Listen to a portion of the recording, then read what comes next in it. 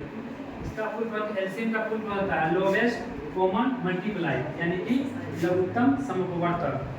दूसरा है HCF highest common factor, यानी कि महत्तम समवर्तक। हाँ, लोवेस्ट कॉमन मल्टीप्लाई तो सबसे नीचे वाला लिया जाता है, हाईएस्ट और हाईएस्ट कॉमन फैक्टर। कॉमन मतलब हुआ, कॉमन मतलब क्या होता है, बीच में, ठीक है, बीच वाला पार्ट। जैसे एलसीएम, एलसीएम में 40 का एलसीएम सबसे पहले क्या छोटे अंश लगाते हैं, 2 से लगा 40 क्या था 20, फिर 2 से लगाएंगे 20 क्या था 10, फिर 2 से लगाएंगे 10 क्या था 5, फिर 5 से कहीं 5।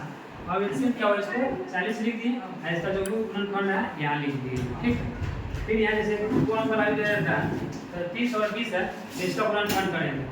30 और 20 का सबसे पहले छोटा अंश लगाते हैं, ठीक है।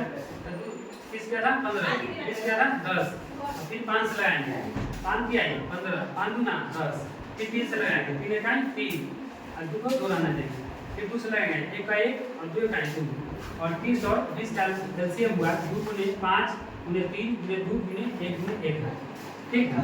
ये एलसीएम का चैप्टर का, और इसमें ही पूछता है फिर 140 या आभाज्य गुणनखंड के रूप में लिखें। बच्चा तो क्या करता है, ऐसे ही छोड़ देता है, उसको ऐसे लिखना आभाज्य गुणनखंड के गुणनखंड के रूप में, मतलब हुआ फैक्टर करना है। तो 40 का फैक्टर करेंगे, पहले सबसे पहले छोटा अंश लगाएंगे, तो 40 क्या था 70, फिर 2 से लगाएगा 70 का था 35, फिर 2 से नहीं लगेगा, 3 से भी नहीं लगेगा, 5 से लगाएंगे 5 से 35, फिर 7 से कहीं 7। तो इसको क्या करेंगे 140 है, तो 40 को लिखेंगे फैक्टर पर जो अंक आया उसको लिख दिए, और लिखने के बाद देखिए जो 2 जितना बार रिपीट किया उसको पावर में लिखा जाता है। जैसे 2 कितना बार है 2 बार, उसको 2 लिख दिए और 2 लिख दिए, 5 अकेला है तो 5, 7 अकेला है तो 7, 1 अकेला है तो 1, हो गया।